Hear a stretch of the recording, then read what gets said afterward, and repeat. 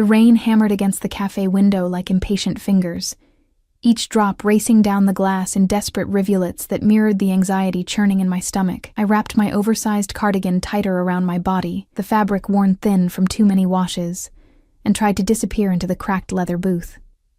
The coffee in front of me had gone cold an hour ago, but I kept my hands wrapped around the chipped mug anyway, needing something to anchor me. My best friend Sarah had set this up. "Just one date, Maya," she'd pleaded over the phone last week. "My cousin's friend needs someone nice. Low pressure. You need to get out of that apartment. Low pressure." The words felt like a cruel joke now as I glanced down at my reflection in the darkened phone screen. I'd done this on purpose. Chosen the baggiest sweater I owned, one that swallowed my frame whole and hid every curve. My hair was pulled back in a messy bun that I hadn't bothered to fix, and I'd skipped makeup entirely, except for a hasty swipe of chapstick.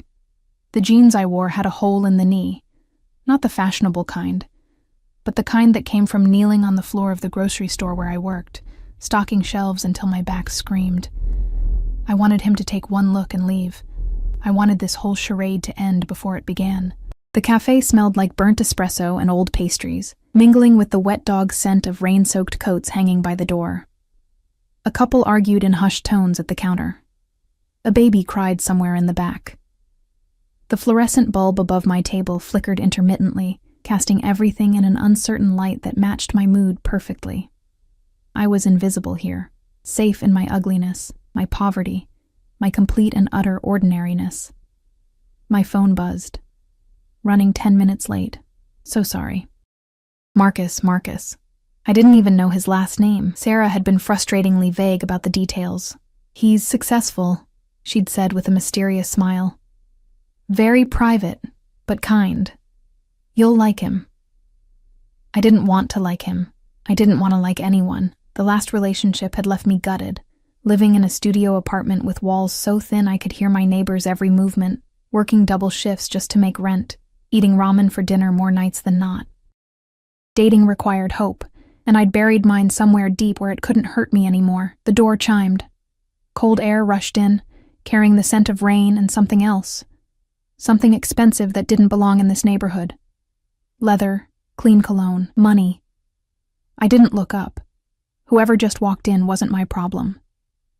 But then the air in the cafe shifted. The arguing couple fell silent. The barista's hand froze mid-pour. Even the crying baby seemed to quiet, as if the world itself had taken a breath and held it. My skin prickled with awareness, that ancient instinct that recognizes a predator even before the conscious mind catches up. Slowly, against my better judgment, I lifted my gaze. 3 men had entered. No. 2 men flanked the doorway, their eyes scanning the cafe with mechanical precision, hands resting near their waists in a way that made my pulse spike. They wore dark suits that fit too well, earpieces barely visible, and they moved like soldiers. But it was the 3rd man who stole the oxygen from my lungs. He stood in the center, rainwater sliding off a black coat that probably cost more than my yearly salary. Tall, at least 6'2", with shoulders that filled the doorway even without the coat. Dark hair, slightly damp, pushed back from a face that could have been carved from marble by some Renaissance master who understood both beauty and cruelty. Sharp jawline, high cheekbones, eyes so dark they looked black in the cafe's dim lighting, scanning the room with the kind of cold assessment that made me want to hide. He was young, maybe early 30s, but carried himself with the authority of someone who'd commanded respect since birth. Power radiated from him like heat, making everything around him seem shabby and small by comparison. This couldn't be Marcus. This man didn't go on blind dates at rundown cafes. This man didn't go anywhere without purpose.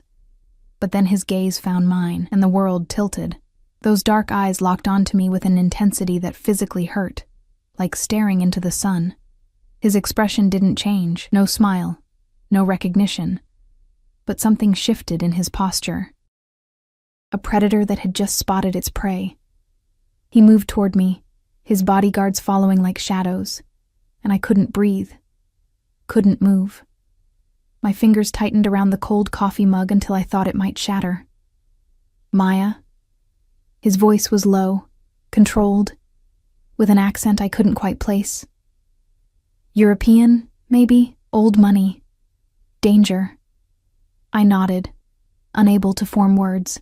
This had to be a mistake, some cosmic joke. Men who looked like this, who moved like this, who made hardened bodyguards follow 3 steps behind. They didn't show up for blind dates with grocery store clerks wearing secondhand cardigans. I'm Dante. He didn't offer his hand, didn't smile, just studied me with those penetrating eyes that seemed to catalog every detail. My worn sweater, my unmade face, my bitten nails, my fear. May I sit? Before I could respond, one of the bodyguards was pulling out the chair across from me, checking it, checking the angle to the door, checking everything with trained paranoia. The other had positioned himself near the entrance, blocking it, blocking any escape. Dante sat with fluid grace, unbuttoning his coat to reveal a suit underneath that probably cost more than my car, if I'd had a car. A watch glinted at his wrist, sleek and silver. His hands were elegant but scarred across the knuckles, the kind of scars that came from violence, not accidents. "You're not what I expected," he said, his gaze never leaving my face. I found my voice, though it came out smaller than I intended. I could say the same. The corner of his mouth twitched, not quite a smile. "Sarah mentioned you worked in retail, that you were shy." She undersold it. I tried for humor, but it fell flat. My hands were shaking. I hid them in my lap. A waiter appeared, the same one who'd ignored me for the past hour, now practically tripping over himself. "Mr. Moretti, what can I get you? Anything you need? Anything at all?" "Espresso. Double. Nothing for you?" This last question was directed at me, and I shook my head mutely. Mr. Moretti. The name echoed in my head, familiar in a way that made my stomach clench. Where had I heard it before? News? Rumors? Whispered warnings? The waiter vanished. Dante leaned back in his chair, still studying me with that unnerving intensity. "You dressed like this on purpose." It wasn't a question. Heat flooded my cheeks. "I don't know what you... to make me leave," he continued, his voice soft but certain. "You wanted me to take one look and walk away." My throat went dry. How could he possibly know that? It won't work. He said it simply, factually, the way someone might comment on the weather. "I'm not leaving." Something in his tone made my pulse race. Not entirely from fear, which terrified me more than anything else. "Why not?" His eyes darkened, if that was even possible. When he spoke again, his voice had dropped even lower, intimate and dangerous, "Because from the moment I walked through that door and saw you trying to make yourself invisible in that corner, looking at me like I might devour you whole." He paused, leaning forward slightly. The scent of his cologne reached me, expensive and intoxicating. "I knew." "Knew what?" I whispered. "That you're mine." The words hung in the air between us, absolute and terrifying. Not a question, not a hope. A statement of fact, delivered with the confidence of a man who'd never been denied anything in his life. I should have laughed, should have told him he was insane and walked out. But the intensity in his gaze held me frozen, and some dark, hungry part of me that I'd tried so hard to bury recognized the claim and responded to it. The espresso arrived. Dante took a sip, never breaking eye contact. "Tell me about yourself, Maya." "There's nothing to tell." My voice was barely audible over the rain. "Everything," he corrected. "I want to know everything. This was wrong. All of it. The bodyguards, the suit, the way he looked at me like I was something precious he'd just discovered and had no intention of releasing. I needed to leave, needed to run, but I stayed. And when I opened my mouth to answer, to give him some mundane detail about my boring life, the cafe door burst open. A man stumbled in, soaked and wild-eyed, scanning the room frantically. His gaze landed on Dante, and his face went white. "Moretti," he gasped. "Thank God. I need to talk to you. It's about the shipment. They know." "They..." He never finished. One of Dante's bodyguards had him by the throat, slamming him against the wall so fast I barely saw the movement. The cafe erupted into chaos. Chairs scraping, people screaming, someone's coffee shattering on the floor. But Dante didn't move. His eyes stayed locked on mine, one hand reaching across the table to capture my wrist before I could flee. "Don't," he said quietly, his thumb pressing against my racing pulse. "Don't run from me, Piccola. You have nothing to fear," except I did. Because in that moment, watching this beautiful, terrifying man hold me in place while violence erupted around us and his face remained perfectly calm, I realized three things. First, Sarah had set me up with someone dangerous, possibly the most dangerous man in the city. Second, Dante Moretti had no intention of letting me walk away from this cafe alone. And third, God help me, I wasn't sure I wanted to. The man against the wall was sobbing now, incoherent apologies spilling from his lips as Dante's bodyguard held him effortlessly in place. My wrist burned where Dante's fingers circled it. Not painful, but firm enough that I understood the unspoken command. "Stay." "Marco." Dante's voice cut through the chaos like a blade, quiet but absolute. "Take him outside. Carefully." The bodyguard, Marco apparently, nodded once and dragged the stammering man toward the door. The other guard, still positioned at the entrance, opened it without a word. Rain and cold air rushed in as they disappeared into the storm, leaving behind a cafe full of terrified witnesses and one very stupid girl who hadn't run when she had the chance. Dante released my wrist slowly, his thumb dragging across my skin in a gesture that felt far too intimate. "Forgive the interruption." I stared at him, my heart hammering so hard I could feel it in my throat. "Who are you?" "I told you." "Dante Moretti." "That's not what I mean." My voice came out stronger than I expected. "What are you?" His eyes flickered with something that might have been approval. "Sarah didn't tell you?" "She said you were successful. Private." I pulled my hand back into my lap, trying to ignore how cold my skin felt without his touch. "She didn't mention the bodyguards, or the people who burst into cafes terrified of you." "No," he agreed, lifting his espresso cup. "She wouldn't have. You would have refused to come. The admission should have made me angry. Instead, it just confirmed what I'd already suspected. This entire evening was a setup. But for what purpose? Why would she do this?" Dante took another sip before answering, his gaze never leaving my face. It was unnerving, the way he watched me. Like I was a puzzle he was determined to solve, or a painting he was memorizing, or prey he was deciding exactly how to catch. Because I asked her to. The words took a moment to register. "You..." "What?" "3 weeks ago, I saw you." He set down his cup with precise care. "You were leaving your work, late shift. It was raining, like tonight.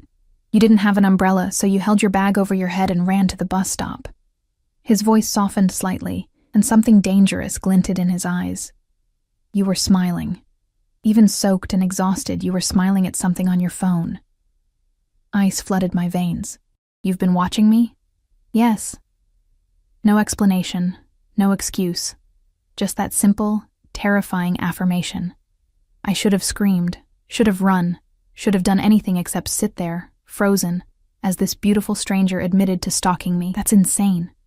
You're insane. Perhaps.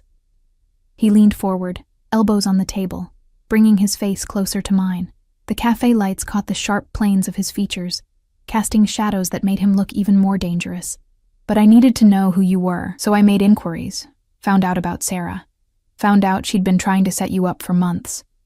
His lips curved into something that wasn't quite a smile. It wasn't difficult to convince her to help. "Help with what?"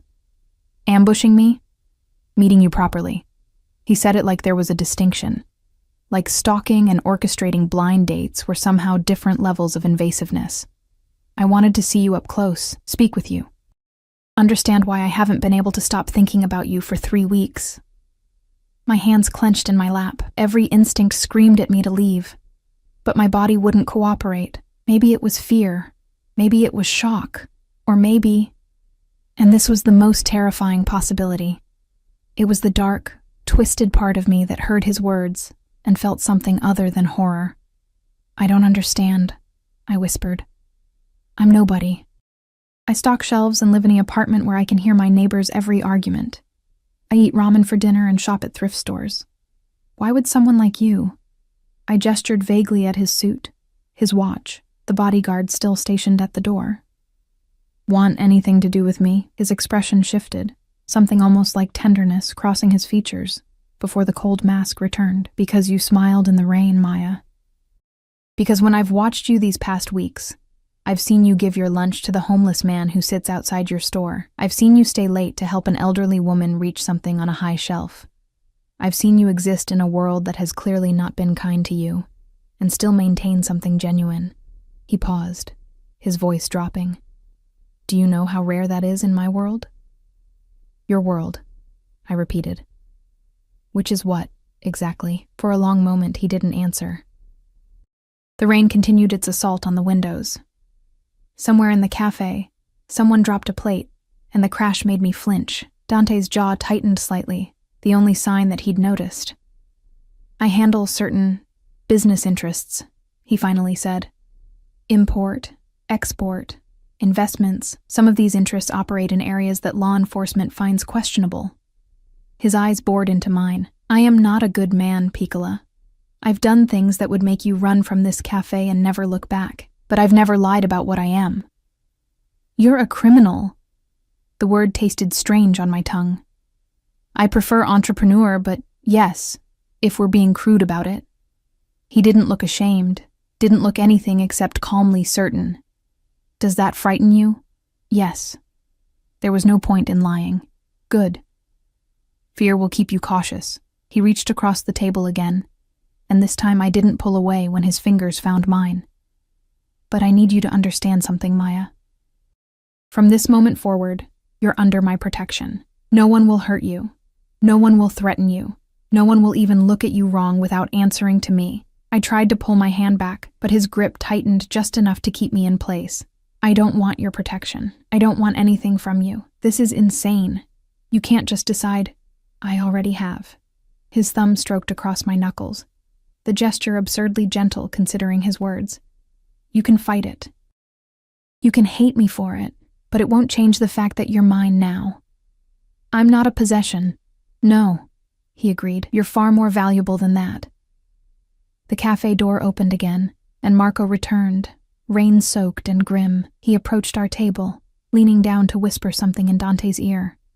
I couldn't hear the words, but I saw Dante's expression darken, his jaw clenching. Handle it, Dante said quietly. Marco nodded and disappeared again. What was that about? I asked, my voice shaking. Nothing you need to worry about. He released my hand, reaching into his coat to pull out a phone. Sleek, black, expensive. Give me your number. No. He looked up at me, one eyebrow raised. No, I'm not giving you my number. I'm going to leave this cafe, go home, and pretend this entire nightmare never happened. I stood up, grabbing my threadbare coat from the booth. Thank you for the... well, not for anything, actually. This has been the most disturbing evening of my life. I made it 3 steps before Dante was standing in front of me, moving so fast and so silently that I gasped. He didn't touch me, but his presence alone was enough to root me in place. I can't let you leave alone, he said softly. It's not safe. Safe from what? From who? My voice rose slightly. The only dangerous person I've met tonight is you. His eyes flickered with something, pain, maybe, or recognition. Fair enough. But the man who came in earlier, the one Marco removed, he was followed. Which means people now know I'm here. Which means they'll be watching when you leave. He leaned closer, and I could smell his cologne again, intoxicating and terrifying. I have enemies, Maya, many of them. And as of tonight, you're associated with me. That makes you a target. Then unassociate me. I tried to step around him, but he moved with me. A dance I couldn't win. Tell your enemies or whoever that I'm nobody. That this was a mistake. It's too late for that. His voice had gone cold, the brief flash of tenderness completely gone.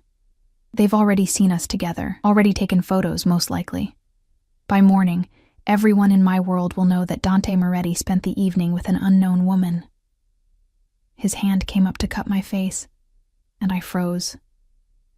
Which means they'll want to know who you are, what you mean to me, and how they can use you.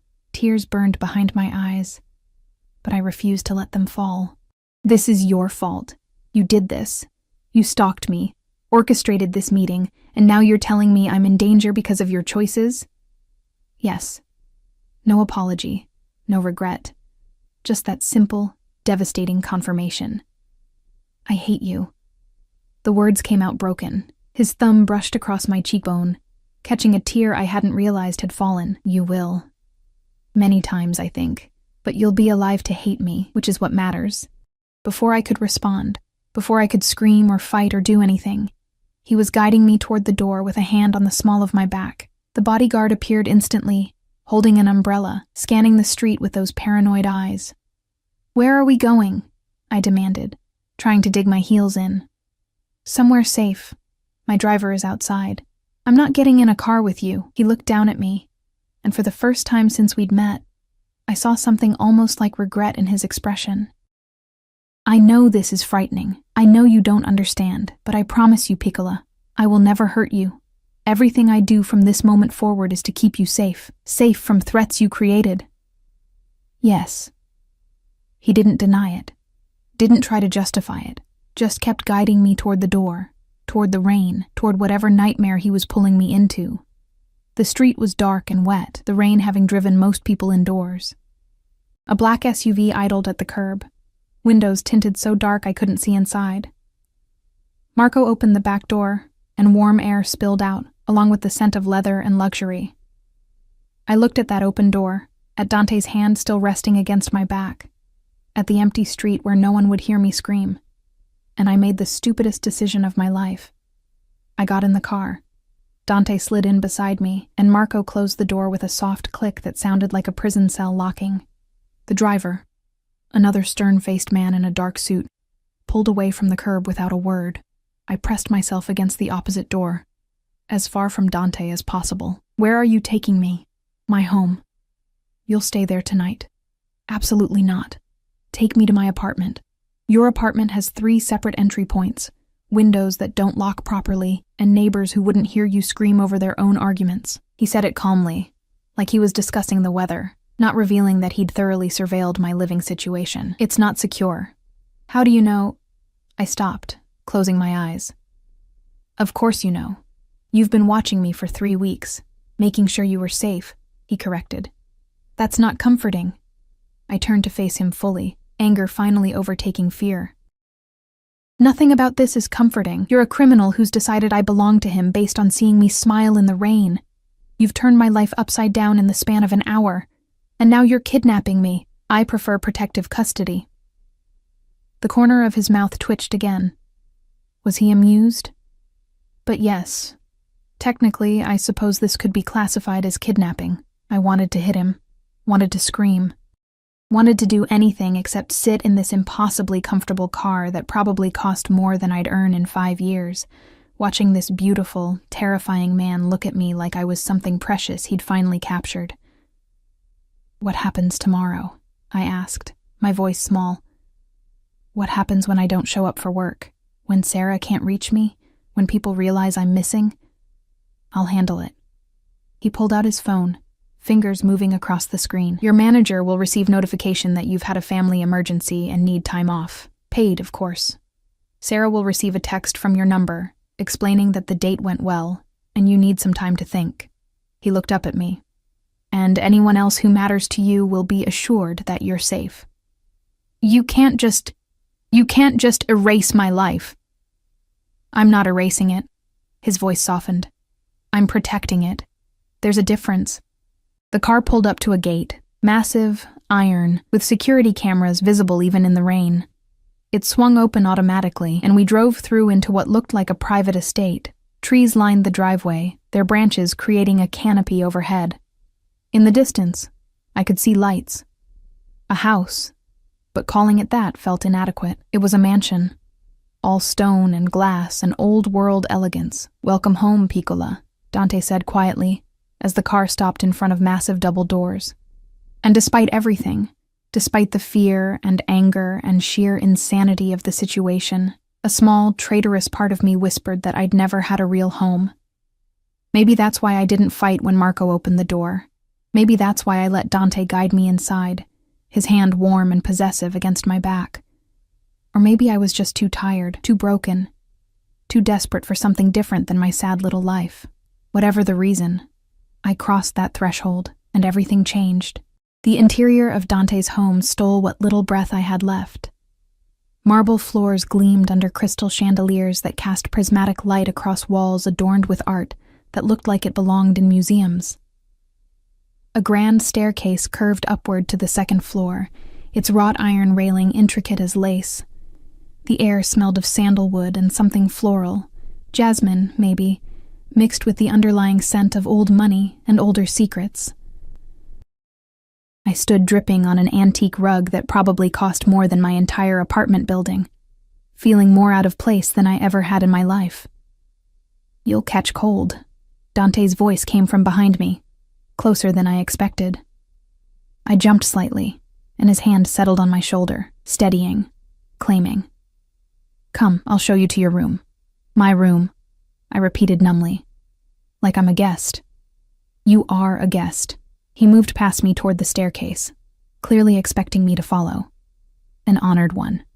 Honored guests can usually leave when they want. He paused mid-step, turning to look back at me. In the chandelier light, his features were even more striking. Sharp enough to cut, beautiful enough to make my chest ache. "Give me 1 week, Maya." "What?" 1 week. He descended the 2 steps he'd climbed, bringing himself level with me again. "Stay here for 1 week. Let me show you that you're safe. Let me prove that I'm not the monster you think I am."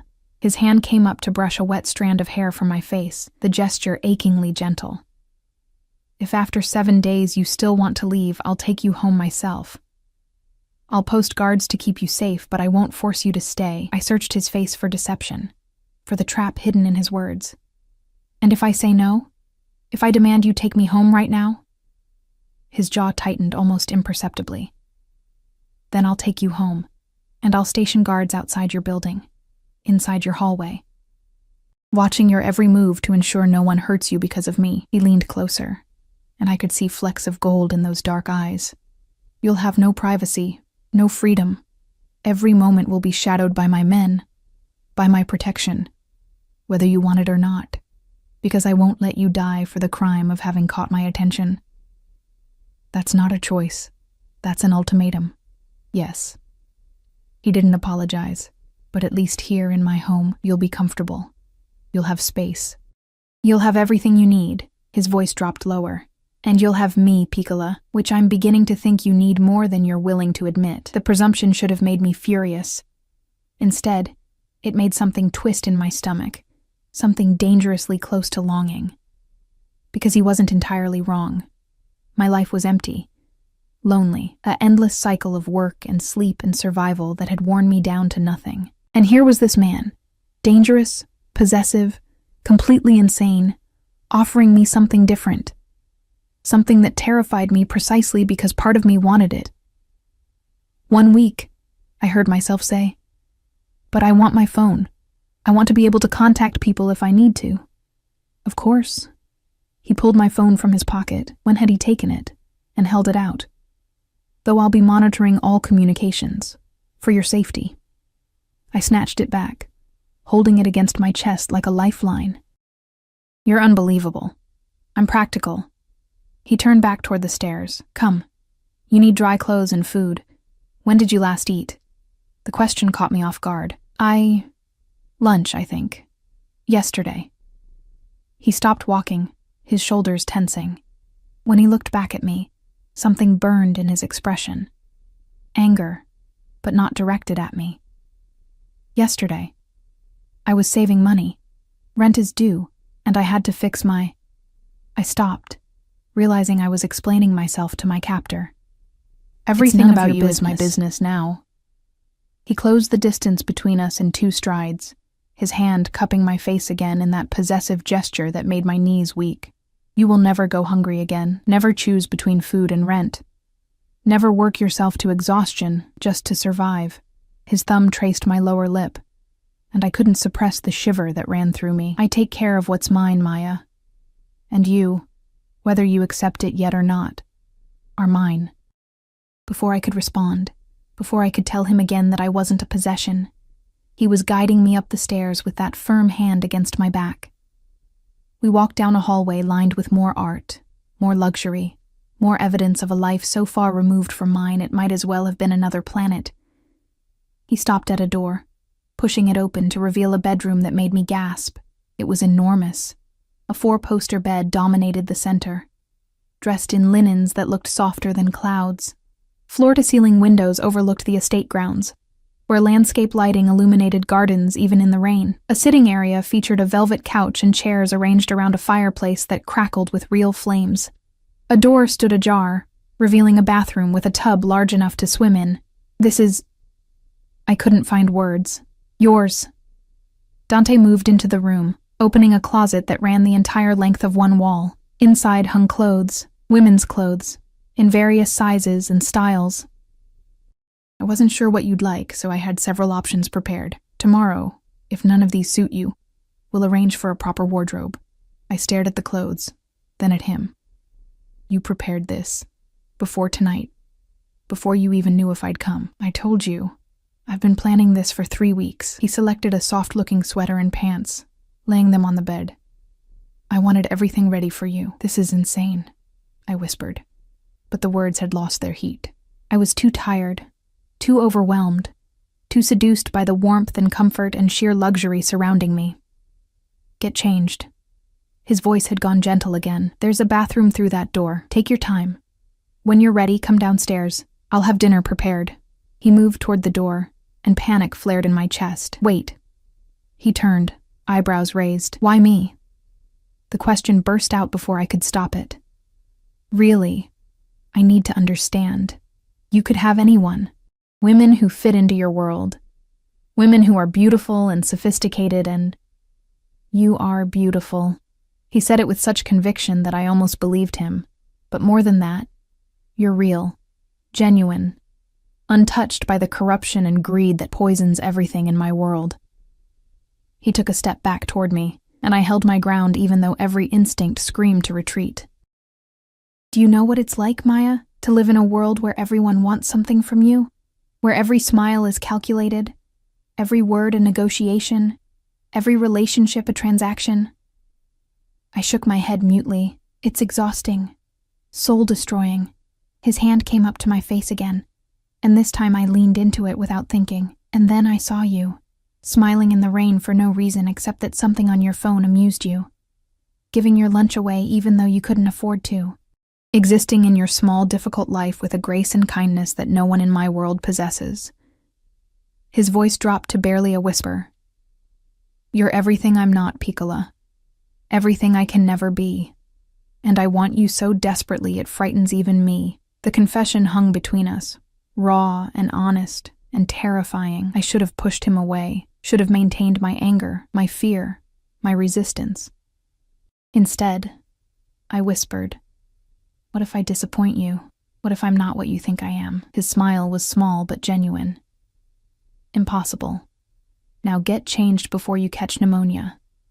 I didn't go through all this trouble just to watch you get sick." He left before I could respond, the door clicking shut behind him with a finality that made my stomach clench. I stood alone in that beautiful room, dripping on expensive carpet, my wet cardigan clinging to my skin. Part of me wanted to try the door to see if he'd actually locked me in. But a larger part, the part that was tired and cold and so desperately hungry for something more than survival, just wanted to believe him. The bathroom was as luxurious as the bedroom. Heated floors warmed my frozen feet. Fluffy towels hung on warming racks. The shower had multiple heads and settings that probably required an engineering degree to understand. I peeled off my wet clothes, leaving them in a sodden heap, and stepped into the shower. Hot water cascaded over me, washing away the rain and cold and fear. Expensive soaps lined built-in shelves. Lavender, vanilla, rose. I used them all, scrubbing until my skin turned pink, until I felt almost human again. The clothes Dante had selected fit perfectly. How had he known my size, and were softer than anything I'd ever owned? The sweater was cashmere, dove gray, and felt like being wrapped in a cloud. The pants were silk-lined, falling perfectly to my ankles. I caught sight of myself in the full-length mirror, and barely recognized the woman staring back. Without the intentional frumpy disguise, without the armor of ugliness I'd worn to the cafe, I looked different, vulnerable, almost pretty, in the right light. My phone buzzed. A text from Sarah. OMG, how did it go? Marcus said you guys really hit it off, Marcus. She still thought his name was Marcus. She had no idea what she'd actually set in motion. I typed back, it was interesting. Need some time to process. Talk tomorrow? Her response came immediately. Yes. So proud of you for giving it a chance. He's a good guy, I promise. A good guy. I almost laughed. Dante Moretti was many things, but good wasn't one of them. My stomach growled, reminding me I hadn't eaten since yesterday. The thought of food, real food, not ramen or day-old bread, was too tempting to resist. I left the safety of the bedroom and made my way downstairs, following the sounds and smells emanating from somewhere in the back of the house. The mansion was a maze of hallways and rooms, each more opulent than the last. I passed a library with floor-to-ceiling books, a room filled with gym equipment, another that looked like a home theater. Finally, I found the kitchen, modern and gleaming, all marble counters and professional-grade appliances. And there, at a small table in an adjacent breakfast nook, sat Dante. He'd changed too, trading his suit for dark pants and a simple white shirt, sleeves rolled up to reveal those scarred forearms. His hair was still damp, suggesting he'd showered as well. He looked younger like this, less dangerous, though the gun I could see holstered at his side quickly dispelled that illusion. Sit. He gestured to the chair across from him, where a plate waited. Pasta in cream sauce, perfectly cooked vegetables, bread that steamed when I broke it open. Eat. I sat, unable to resist the siren call of real food.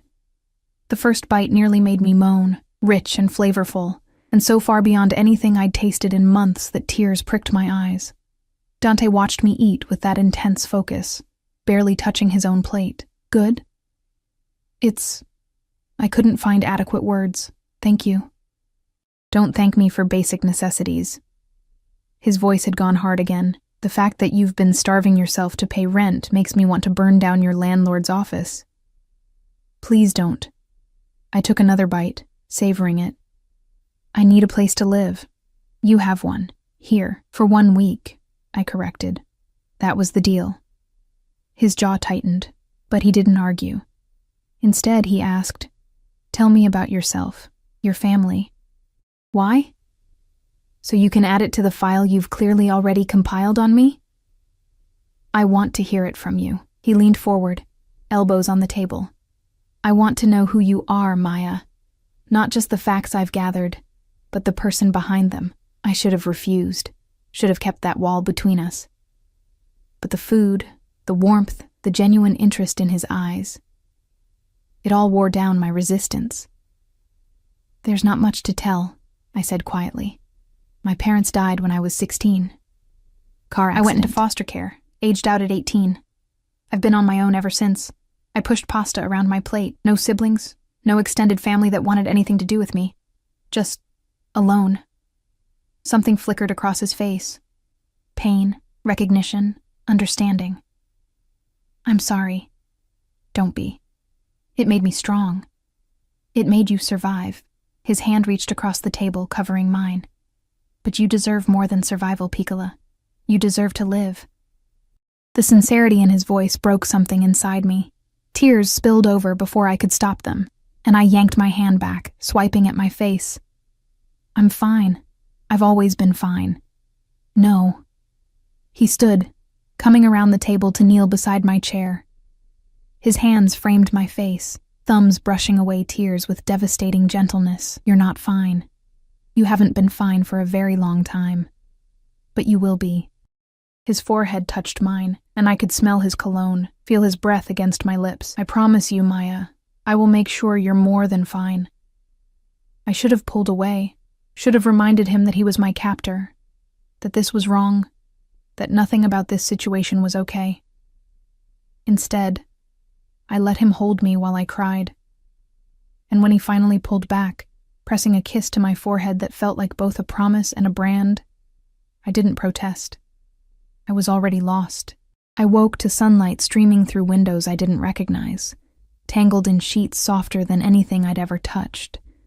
For a confused moment, I thought I was dreaming, that the mansion, Dante, all of it had been some fever-induced hallucination brought on by too many skipped meals and not enough sleep. Then, memory crashed back, and with it, reality. I sat up too quickly, my head spinning. The clock on the nightstand read 10:47 a.m. I never slept past 6, even on my rare days off. Panic fluttered in my chest until I remembered. Dante had handled my work, had sent messages, had essentially erased my obligations so I could exist here in this gilded cage. A soft knock interrupted my spiraling thoughts. "Miss Maya?" A woman's voice, accented and kind. "May I come in?" I pulled the covers up to my chin. Yes?" The door opened to reveal a woman in her 50s, gray hair pulled back in a neat bun, wearing a simple black dress and apron. She carried a tray laden with food, fresh fruit, pastries, coffee that smelled like heaven. "Good morning." She smiled warmly, setting the tray on the bedside table. "I'm Rosa. I manage Mr. Moretti's household. He asked me to ensure you had everything you needed." I stared at the food, my stomach growling traitorously. "Thank you, but you didn't have to. It's no trouble." Rosa began opening curtains, letting in more of that golden light. "Mr. Moretti left early this morning for business, but asked that I show you around the house when you're ready. He'll return for dinner." She paused, her expression softening. "He also asked me to tell you that you're free to go anywhere on the estate.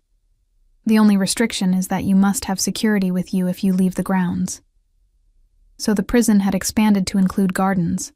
How generous. Rosa must have seen something in my face because she added gently, "He's trying, you know, in his way." "Trying to what? Keep me captive politely?" She didn't flinch at my tone. "Trying to keep you alive, dear. The world he lives in, it's not kind, especially not to those he cares about." She moved toward the door. "Eat, shower. I'll be downstairs when you're ready for a tour." After she left, I picked at the breakfast, each bite a reminder of how far I'd fallen into this strange new reality. The coffee was perfect, rich and smooth, nothing like the bitter sludge I usually choke down at work. The pastries melted on my tongue. Even the fruit tasted better here, as if wealth could improve the flavor of strawberries. I showered again, unable to resist the luxury of the massive bathroom. The closet yielded more clothes in my size. Jeans that fit perfectly, a soft green sweater, even undergarments still in their packaging. The attention to detail was both thoughtful and deeply unsettling. Rosa was waiting in the foyer, her smile brightening when she saw me. "Much better. You have good color today. Mr. Moretti was worried. You looked so pale last night. He told you about that?" "He tells me very little, but I have eyes." She gestured for me to follow her down a hallway I hadn't explored the previous night. "I've worked for the Moretti family for 30 years. First his father, God rest his soul, then Dante when he took over the business. I've seen him with many women over the years." She glanced back at me, something knowing in her eyes. "But I've never seen him look at anyone the way he looks at you." I didn't know what to say to that, so I said nothing. The tour was overwhelming. The mansion had 12 bedrooms, 8 bathrooms, the library I'd glimpsed, a full gym, the home theater, a wine cellar that Rosa claimed held bottles worth more than cars, and a solarium filled with plants that shouldn't have been able to grow this far north. Every room spoke of wealth accumulated over generations, of power maintained through methods I didn't want to imagine. "And this," Rosa said, opening double doors to reveal a room that stole my breath, "is Mr. Moretti's private study. You're one of very few people allowed inside."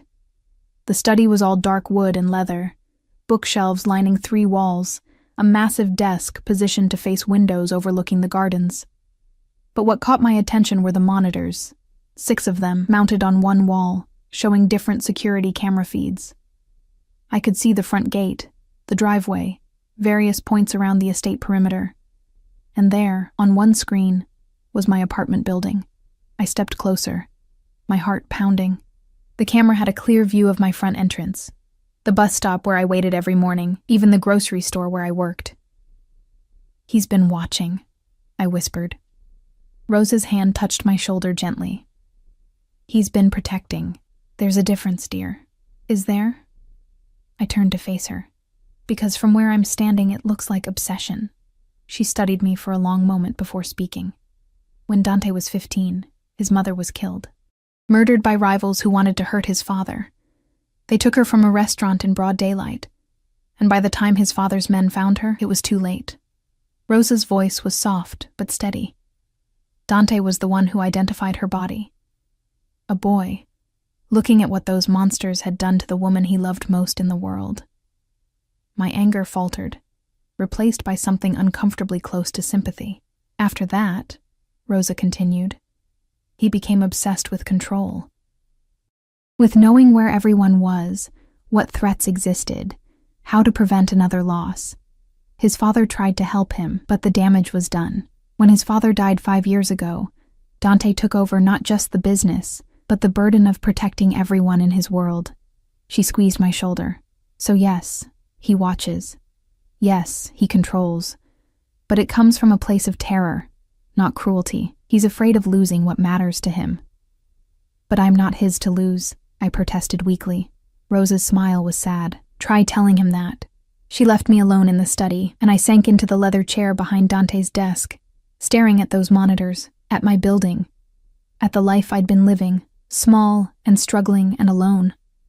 Had I really been happy? Or had I just convinced myself that survival was enough? My phone buzzed. A text from an unknown number. Rosa says you're awake. How do you feel? I stared at it for a moment before typing back. Like I'm in a very expensive prison. The response came quickly. Fair. But are you comfortable? Do you need anything? Despite everything, I found myself smiling slightly. Besides my freedom, 3 dots appeared then. Besides that, I'll be home by 6. We'll talk then. I set the phone down and turned my attention to the bookshelves. They were filled with an eclectic mix. Classic literature, business texts, books on art and history, even some philosophy. I pulled out a worn copy of The Count of Monte Cristo and found notes in the margins, written in elegant script. Dante's handwriting, presumably, comments about revenge and justice, and the price of both. I was so engrossed in reading that I didn't hear anyone enter until a male voice said, "He reads that one every year." I jumped, the book nearly flying from my hands. Marco stood in the doorway, the bodyguard from last night, his expression neutral but not unkind. "I'm sorry to startle you, Miss Maya. Mr. Moretti asked me to check on you." "I'm fine." I clutched the book to my chest like a shield. "Just exploring. He said you might want to see the gardens. They're quite beautiful," and the rain stopped. Marco gestured toward the windows. "I can accompany you if you'd like." The idea of fresh air, of space, was too tempting to resist. "Okay." The gardens were stunning. Manicured lawns, flower beds bursting with late-season blooms, stone paths winding between sculpted hedges. A fountain bubbled in the center, surrounded by benches. Beyond the formal gardens, I could see woods, and in the distance, what looked like a small lake. Marco walked several paces behind me, giving me the illusion of privacy while maintaining his vigilance. I found myself at the fountain, trailing my fingers in the cold water, wondering how my life had become so surreal in less than 24 hours. "He's going to propose, you know." I spun around. Marco had moved closer, his expression still neutral. "What?" "Not marriage. Not yet." He clasped his hands behind his back. "But he'll ask you to stay, permanently, after the week is up." My mouth went dry. "That's ridiculous. He barely knows me." "He knows enough." Marco's gaze was steady. "I've worked for Mr. Moretti for 8 years. I've seen him make billion-dollar deals without hesitation, eliminate threats without blinking, navigate political minefields that would destroy lesser men. But I've never seen him uncertain about anything until you. I'm not sure if that's romantic or terrifying. It's both." A ghost of a smile crossed Marco's face. "Most things about Dante Moretti are, but I'll tell you what I've told no one else. He's a good man trapped in a dark world. He didn't choose this life. It chose him. And every day he tries to be better than what the world expects him to be." "Why are you telling me this?" "Because you'll have to decide soon whether you can accept him for what he is." And I think, Marco paused, choosing his words carefully, I think you might be the only person who can save him from becoming the monster everyone already believes he is. Before I could respond, his hand went to his earpiece, his expression sharpening. Copy that. He looked at me. We need to go inside. Now. What's wrong? Probably nothing, but there's been a breach in the outer perimeter. Standard protocol is to secure all principals. He was already guiding me back toward the house, his hand hovering near the gun at his side. My heart raced. A breach? You mean someone's trying to get in? Or trying to see who's here? We reached the house and Marco ushered me inside, locking the door behind us. Rosa appeared instantly, her face tight with concern. Take her to the safe room, Marco instructed. No. My voice came out stronger than I felt. I'm not hiding in some panic room. Tell me what's happening. Marco exchanged a glance with Rosa before sighing. Surveillance picked up 2 vehicles passing by the main gate 3 times in the last hour. Different cars each time. But the occupants matched known associates of the Calabrese family. Which means, I pressed, which means Dante's rivals are testing his security, seeing what they can see, who they can see. His expression softened slightly. They're looking for weaknesses, Miss Maya. And right now, you're his biggest one. The weight of those words settled over me like a shroud. This was real. The danger Dante had warned me about wasn't just paranoid posturing. It was concrete, present, circling the gates like wolves. How long until Dante gets back? I asked quietly. He's already on his way. Should be here within the hour. Marco's phone buzzed, and he glanced at it. He wants to talk to you. He handed me the phone. I lifted it to my ear with shaking hands. Hello? Maya. Dante's voice was tight with controlled fury. Are you all right? Yes. Marco has me inside. He mentioned the Calabrese family. Vultures, testing boundaries they shouldn't cross. I could hear traffic in the background, the sound of his vehicle moving fast. This is my fault. I should have been more careful last night. Should have ensured no one saw us together. It's a little late for should-haves. I know, he paused. And when he spoke again, his voice had softened. I'm sorry, Piccola. I promised to keep you safe, and already they're circling. But I swear to you no one will touch you. No one will even get close.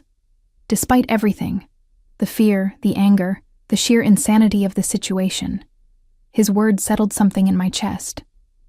I believe you. Good. I could hear the relief in his voice. Stay inside until I get there. Don't go near windows. Marco and Rosa will keep you safe. Dante? I said before he could hang up. Yes? Hurry. The single word held more meaning than I wanted to admit. More need than was wise. More trust than I should have felt. Already am, amore mio. The endearment rolled off his tongue like honey. Already am. The line went dead. I handed the phone back to Marco, who was watching me with that knowing expression again. Come, Rosa said, taking my arm. Let's get you some tea. You look pale again. But as she led me toward the kitchen, as Marco took up position by the door, as the mansion's security systems hummed to life around me, I realized something that should have terrified me, but instead felt almost like relief. I was waiting for Dante to come home, not my captor, not the dangerous criminal who'd upended my life, but Dante, the man who read The Count of Monte Cristo every year and made notes about justice, who'd lost his mother at 15 and never recovered, who looked at me like I was something precious and rare and worth protecting at any cost. I was waiting for him, and that realization changed everything. Dante arrived like a storm, the front doors slamming open, his footsteps echoing through the marble foyer, his voice sharp as he barked orders to Marco and the other guards who'd materialized from nowhere. I stood in the kitchen doorway, tea forgotten in my hands, watching this man command his small army with the precision of a general. Then his eyes found me, and everything else fell away. He crossed the distance between us in seconds, his hands framing my face, his gaze scanning me with frantic intensity. You're all right. Tell me you're all right. I'm fine, I breathed, surprised by how much I meant it. Nothing happened. They just drove by. They shouldn't have gotten that close, his jaw clenched, fury burning just beneath his controlled surface. I'm doubling security, tripling it.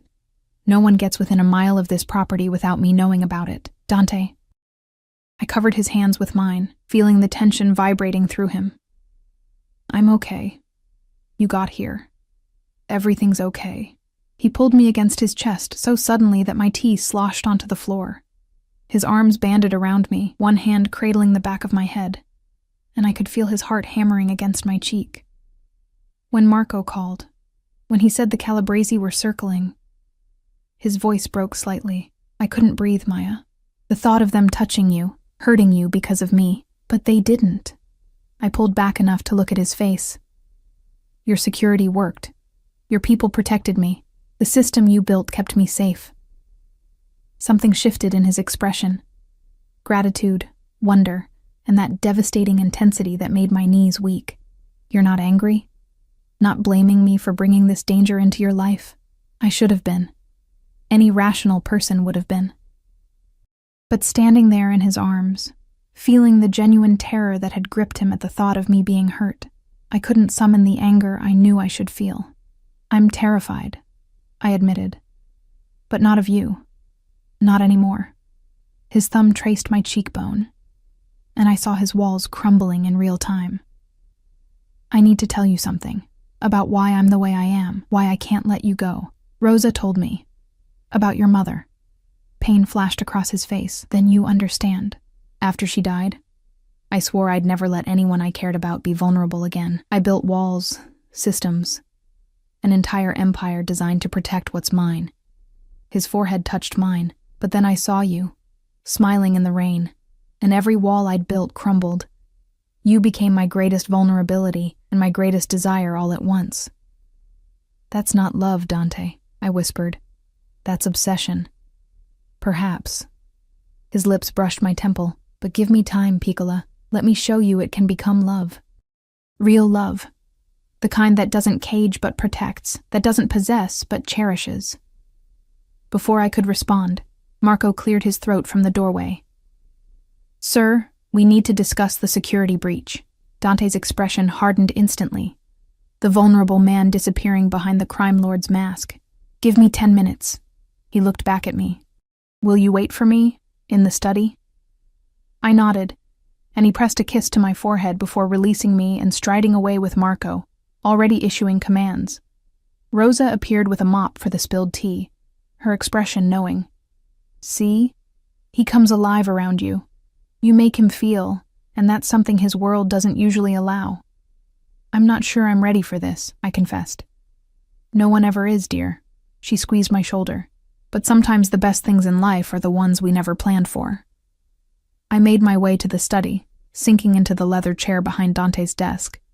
The security monitors still showed my apartment building, the bus stop, the life I'd been living just yesterday. It already felt like a lifetime ago. My phone buzzed. Sarah. Haven't heard from you. Everything okay? Did you see him again? I stared at the message, wondering how to explain. Finally, I typed, Everything's complicated, but okay. I'll call you soon. Promise.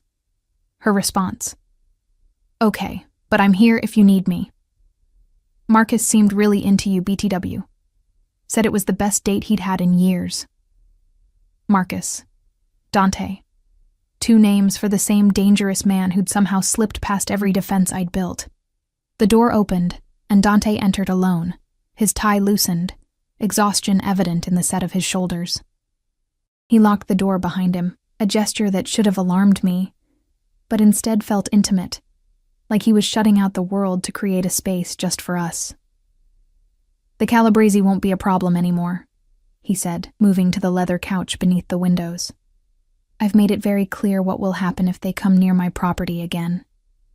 Should I ask how you made it clear? Probably not. A ghost of a smile touched his lips. He patted the space beside him. Come here, please. I rose and crossed to the couch, settling beside him, but maintaining a careful distance. He noticed, his expression flickering with something that might have been hurt. I need to tell you the truth about something, he said quietly. About why I was so desperate to meet you. Why I couldn't use normal methods, normal dating. I'm listening. He leaned back, staring at the ceiling. My world, the world I was born into, it doesn't allow for normal. Every person I meet wants something from me. Power, money, connections, protection. Every relationship is transactional, even the women I've been with. They wanted the lifestyle, the status, the security that comes with being associated with the Moretti name. His hand found mine, threading our fingers together. But you didn't know my name, didn't know what I was. You dressed ugly on purpose to drive me away, which meant you weren't trying to trap me. You gave your lunch to homeless people and smiled for no reason and existed in a world that didn't revolve around me. He turned his head to look at me. Do you understand how rare that is? How precious? So I was what? A novelty? Something different to collect? No. He sat up, turning to face me fully. You were hope. A glimpse of something real in a world built on lies and violence and corruption. When I saw you, I thought maybe I could have something genuine. Maybe I could build something that wasn't stained by blood and fear. But you went about it all wrong, I said softly. The stalking, the forced date, the kidnapping. I know. He looked away, shame evident in his expression. I know. And if I could go back, I'd do it differently. I'd approach you honestly, give you time, let you choose me without coercion. His voice dropped. But I can't go back. All I can do is ask you, beg you, if necessary, to give me a chance to do better. To be better. I studied his face. This beautiful, damaged man who'd lost his mother and never learned how to love without controlling, how to care without consuming. What would that look like? You being better? It would mean no more watching your apartment without permission, no more making decisions for you, no more treating you like something to protect rather than someone to partner with. He squeezed my hand. It would mean giving you real choices, real freedom, and trusting that you might choose to stay anyway. And if I don't, if after this week I choose to leave, pain crossed his face, raw and undisguised. Then I'll let you go. I'll make sure you're safe, guards, security, a better apartment if you'll accept it. But I won't force you to stay. His voice cracked slightly. It will destroy me. But I'll let you go. The honesty in his words, the genuine anguish at the thought of losing me, broke something open inside my chest. This wasn't just obsession. This was a man who'd been alone for so long, protected by walls so high that he'd forgotten how to be vulnerable. And somehow, inexplicably, I'd become the person who made him remember. I have conditions, I heard myself say. Hope flared in his eyes. Anything. First, you stop monitoring my communications unless I explicitly agree to it. My phone is mine. Done. Second, you let me keep working. Maybe not at the grocery store, but I need something that's mine. A purpose beyond being your whatever I am to you. I can arrange that. I own several legitimate businesses. You could work wherever you'd like, doing whatever interests you. He paused. Though I'd prefer somewhere secure. Third, I took a breath, steeling myself. You tell me the truth about everything. Your business, your world, the dangers. No more protecting me from information. If I'm choosing to be part of this, I need to know what I'm choosing. His jaw tightened, but he nodded. That will be difficult. There are things I've done, things I do, that will change how you see me. Maybe, I agreed. But lies will destroy us faster than truth ever could. He was quiet for a long moment, studying our joined hands. When he spoke again, his voice was rough with emotion. You said us, like there's already an us to destroy. I realized what I'd implied and felt heat flood my cheeks. I don't know what this is. I don't know if what I'm feeling is real or just Stockholm Syndrome or trauma bonding or... He cupped my face, silencing me. What are you feeling? Terrified, confused, angry at myself for not hating you. I met his eyes, but also safe, seen. Like for the first time in years, someone actually cares if I exist. I more than care, Maya. His thumb brushed my lower lip. I'm consumed by you. Every thought, every decision, every plan I make, they all revolve around keeping you safe and making you happy. It's maddening and wonderful and completely unprecedented in my life. That's not healthy. Nothing about me is healthy. His smile was self-deprecating. But with you, I want to try to be. I want to be the man who deserves that smile you gave the rain. The man who earns your trust rather than forcing it. I should have pulled away, should have maintained distance and rationality. Instead, I found myself leaning into his touch, my eyes drifting closed. I must be insane. We'll be insane together. His breath ghosted across my lips. May I kiss you, Piccola? I've wanted to since the moment I saw you in that cafe, drowning in that ugly cardigan. The fact that he asked, that he gave me the choice, made my decision easy. Yes. His lips met mine with devastating gentleness, nothing like the possessive intensity I'd expected. He kissed me like I was precious, fragile, something to be savored rather than claimed. His hand cradled the back of my head while his other arm wrapped around my waist, pulling me closer but never forcing, never demanding more than I was willing to give. I melted into him, my hands fisting in his shirt, and kissed him back with all the confusion and fear and unexpected desire swirling inside me. He tasted like espresso and danger, and promises I wasn't sure he could keep. When we finally broke apart, both breathing hard, he rested his forehead against mine. Stay. Please. Not just for the week. Stay with me. I don't know if I can, I whispered honestly. This world, your world, it's so far from anything I understand. Then let me teach you. Let me show you that it's not all darkness. There's beauty here too, if you know where to look. His hand found mine again, and I swear to you, Maya, I will spend every day proving that I can be worthy of you, that I can give you the life you deserve, not the life you've been surviving. What if I disappoint you? What if I'm not strong enough for this? Impossible. He kissed my forehead, my cheeks, the corner of my mouth. You've survived poverty, loneliness, loss, all while maintaining your kindness and grace. You're stronger than you know, stronger than I am, certainly. A knock at the door interrupted us. Sir, Marco's voice. The perimeter is secure, and I have the Calabrese report ready for your review. Dante's expression hardened slightly, the crime lord returning. 5 minutes. He looked back at me. I need to handle this, but tonight we'll have dinner together, just us. And you can ask me anything you want to know about my world, my business, my life. Complete honesty. Okay. I stood, suddenly nervous. I should let you work. He caught my hand before I could move away, pulling me back down for one more kiss, deeper this time, edged with hunger but still controlled. When he released me, his eyes were dark with promise. Tonight, Piccola, and every night after if you'll have me. I left him to his business dealings and found Rosa in the kitchen, preparing what looked like an elaborate dinner. She smiled when she saw my flushed face, my kiss-swollen lips. He's a good man, underneath everything, she said gently. He just needs someone to see it. I'm terrified I'm making the biggest mistake of my life, I confessed. Or the best decision. She handed me a glass of wine. Sometimes, dear, the scariest choices lead to the most beautiful destinations. That night, Dante kept his promise. We ate dinner in a private dining room, just the two of us, and he told me everything.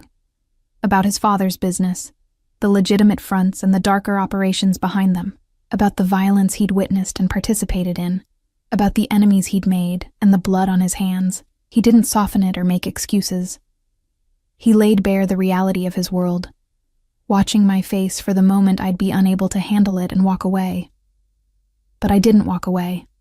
Instead, I asked questions, tried to understand, attempted to reconcile this man who read classic literature and mourned his mother with the one who admitted to ordering executions and manipulating systems. I won't pretend to be something I'm not, he said as midnight approached. I'm a criminal by any legal definition. I've hurt people, destroyed lives, built an empire on fear and violence. If you can't accept that, I understand. But I need you to know, everything I do, every dark thing I'm part of, it's to protect the people in my world. To maintain a balance that keeps worse monsters at bay. Vigilante justice, I murmured. Something like that. He refilled my wine glass. The law doesn't reach into the places I operate. Someone has to maintain order, even if that order is built on morally questionable foundations. I was quiet for a long time, processing. Finally, I said, I don't think I can ever be comfortable with violence, but I understand that you didn't choose this life. It chose you, and you're trying, in your way, to be better than what was expected of you. Relief flooded his expression. Does that mean? It means I'll stay, past the week, past whatever deadline you set in your head. I reached across the table, taking his scarred hand in mine. But you have to keep your promises, the honesty, the freedom, treating me as a partner, not a possession. I swear it. He brought my hand to his lips, kissing each knuckle. On my mother's memory, on everything I am, I swear I will be better for you. 3 months later, I stood in that same study, watching snow fall over the estate grounds. My apartment had been given up, my few possessions moved here. I'd started working for one of Dante's legitimate companies, event planning, something I discovered I had a talent for. Rosa had become like the mother I'd lost. Marco was teaching me self-defense, claiming any woman associated with Dante needed to know how to protect herself. And Dante had kept every promise. He was still possessive, still protective to the point of madness. But he asked before he acted, consulted me on decisions that affected my life, gave me space when I needed it, and held me close when I didn't. We fought sometimes, about his overprotectiveness, about business decisions I disagreed with, about the inherent danger of his world. But we also laughed, talked for hours about everything and nothing, built something real in the midst of all his carefully constructed artifice. Piccola? His voice came from the doorway, and I turned to find him watching me with that same intense gaze that had terrified me months ago. Now it just made me feel cherished. What are you thinking about? How different my life is from what I imagined it would be. He crossed to me, wrapping his arms around me from behind, his chin resting on top of my head. Better or worse? I leaned back against his chest, feeling his heartbeat against my spine. Different, scarier, more complicated. I turned in his arms to face him, but also fuller, richer, more alive than I've felt in years. His smile was genuine and unguarded, the smile he showed only to me. I love you, Maya. I know I've never said it explicitly, but I do, completely, irrevocably. In ways that probably aren't entirely healthy, but are real nonetheless. I know. I reached up to cup his face. I love you too, even though you're possessive and controlling, and sometimes make me want to scream with frustration. But, he prompted, that corner of his mouth twitching, but you're also kind and brilliant and capable of such tenderness that it breaks my heart. I pulled him down for a kiss. You're my complicated, dangerous, wonderful disaster of a man, and I wouldn't change you even if I could. He kissed me deeply, thoroughly, with all the passion and possession and love that defined everything about us. When we broke apart, he reached into his pocket and pulled out a small velvet box. My heart stopped. I'm not proposing, he said quickly, seeing my expression. Not yet. I know you need more time, and I respect that. He opened the box to reveal a delicate necklace, a small key on a platinum chain. But I wanted you to have this, a symbol that you hold the key to everything I am. My home, my heart, my entire world. Tears blurred my vision as he fastened it around my neck, the key settling just above my heart. It's beautiful. You're beautiful. He turned me to face the window again, his arms wrapped around me. And this, us, we're going to make it work. I'll spend every day earning the gift of your presence in my life. I know you will. I laced our fingers together, watching snow blanket the gardens in white. But Dante? Yes, amore mio? Eventually, you're going to have to explain to Sarah that Marcus doesn't exist. His laugh rumbled through his chest into my back.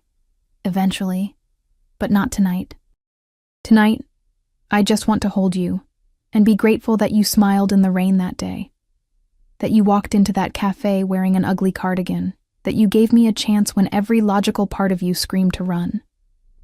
Best, worst decision I ever made, I murmured. The very best, worst decision, he agreed. And as we stood there together, watching Winter transform his estate into something magical, I realized that Rosa had been right. Sometimes the scariest choices did lead to the most beautiful destinations. I'd walked into that cafe expecting nothing and found everything. In the arms of a dangerous man who loved me with the same intensity he applied to everything else in his life. Completely, obsessively, and with a devotion that would move heaven and earth to keep me safe. It wasn't perfect. It would never be simple, but it was ours. And that was enough.